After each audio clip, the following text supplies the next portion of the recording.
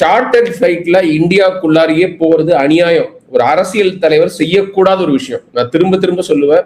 நீங்க பதிவு பண்ணிருக்கீங்க. ஏற்கனவே பூமர் சொல்லியிருக்க, திரும்பவும் சொல்லுவேன். பூமர்னு சொன்னாலும் ஓகே.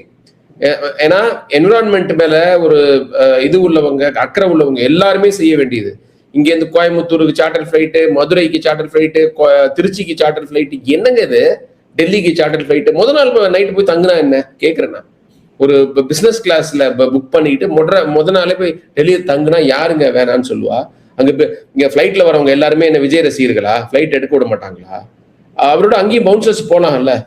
தேவையில்லாத இங்க ஒரு அரசியல் தலைவர் திரும்ப திரும்ப திரும்ப அது மாதிரி ஒரு எலிட் அரசியலை செய்யறது, நான் வந்தா கூட்டம் வரும்னு சொல்றதை ஏத்துக்கவே முடியாது. பொதுமக்களோட கனெக்டே ஆகாம மக்கள் பிரச்சனைகளை எப்படி ஒரு ஆராய்ச்சி அடுத்தவங்க சொல்றவங்களை எழுதி கொடுக்கறத வச்சு அரசியல் பண்ற மாதிரி இருக்கு. இந்த விஷயம் யாரும் பேச மாட்டேங்கிறாங்க. கரெக்ட் உண்மை. நீங்க சொல்றது